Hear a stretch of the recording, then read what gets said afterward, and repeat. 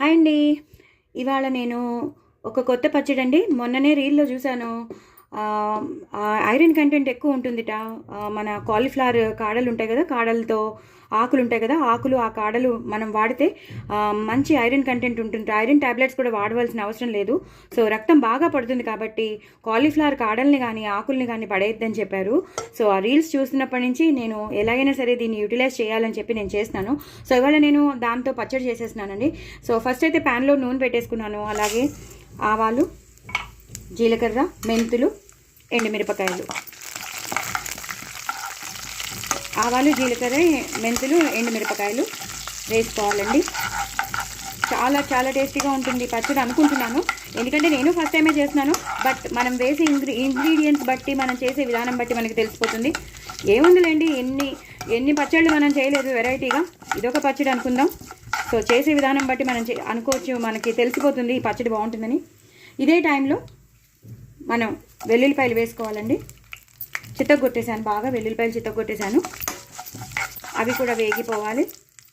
అలాగే కొంచెం మినపప్పు, శనగపప్పు, ఎక్కువ అక్కర్లేదు, కొంచెం వేసేసుకుంటే అవి కూడా వేగిపోవాలి. పచ్చడి కదండి, కొంచెం బాగుంటుంది ఇలాంటివన్నీ వేస్తే. మినపప్పు, శనగపప్పు, ఆవాలు, జీలకర్ర, ఎండుమిరపకాయలు, వెల్లుల్లిపాయలు ఇవన్నీ వేసేసుకొని మంచిగా చేసుకోవాలి. పచ్చడి మాత్రం చాలా చాలా బాగుంటుంది. ఇది ఒక్కసారి వేగిపోయి అంటే మనం మిగతా ప్రొసీజర్లోకి వెళ్ళిపోవచ్చు.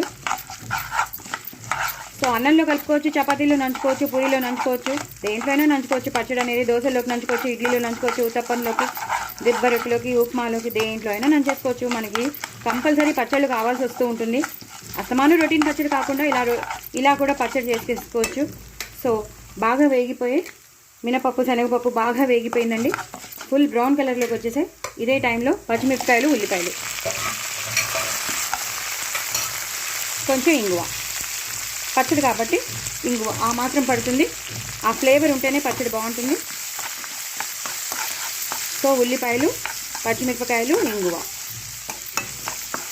ఇలా మొత్తం అంతా వేగిపోవాలి.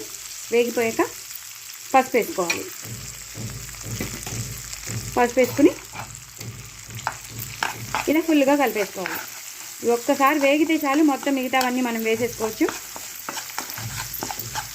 ఇలా ఒక్కసారి వేగాలి. వేగిపోయాక మనం ఉప్పు, కారాలు అన్నీ తర్వాత వేసుకుంటాం. కొంచెం కరివేపాకు వేసుకుందామండి. ఇలా సన్నగా తరిగి పెట్టుకున్న కాలీఫ్లవర్ కాడలు ప్లస్ ఆకు యూటిలైజ్ చేసేసుకోమన్నారు. ఎక్కువ రక్తం పడుతుందిట. మంచి రక్తం అంటే మనకి ఎంత ఉండాలో, హిమోగ్లోబిన్ ఎంత ఉండాలో అంతా మనకు వస్తుంది కాబట్టి వాడమన్నారు మంతెన సత్యనారాయణ గారు. సో, కూరల్లో వేసుకోండి, అలా వేసుకోండి, ఎలా అయినా దాన్ని యూటిలైజ్ చేయండి అన్నారు కాబట్టి నేను పచ్చడి చేస్తున్నాను. పచ్చడి అయితే చాలామందికి ఇష్టంగా ఉంటుంది కదా, అన్నంలో కలుపుకుంటే చాలా బాగుంటుంది కదా, నెయ్యి వేసుకుంటే వేడివేడి అన్నంలో, అందుకు చేస్తున్నాను. సో, వెల్లుల్లిపాయలు, చక్కగా ఉల్లిపాయలు అన్నీ వేసినాం కాబట్టి, పచ్చిమిరపకాయలు ఎక్కువ వేసినాం కాబట్టి చాలా బాగుంటుంది. సో, ఇది కొంచెం మగ్గాలండి. మగ్గాక మీకు మళ్ళీ చూపిస్తాను. ఆకంతా మగ్గిపోయిందండి. ఇదే టైంలో మనం చింతపండు రసం తీసి పెట్టుకున్నాను. ఒక పెద్ద నిమ్మకాయ అంత చింతపండు రసం ఫుల్ కంప్లీట్గా ఇలా వేసేసేయాలి. ఎందుకంటే మనం దీన్ని గ్రైండ్ చేసేస్తాం కదా. సో, ఈ మాత్రం చింతపండు రసంలో ఒక మీడియం సైజ్ కానీ ఒక ఫుల్ గ్లాస్ నీళ్లు పోసేసి నానబెట్టేసుకోవాలి. ఇదే టైంలో మనం ఇంకా అన్నీ ఒకటేసారి వేసేయచ్చండి, ఇంకా చూసుకోక్కర్లేదు. కొంచెం కొత్తిమీర, అలాగే ఉప్పు, పచ్చడి కాబట్టి ఈ మాత్రం ఉప్పు పడుతుంది.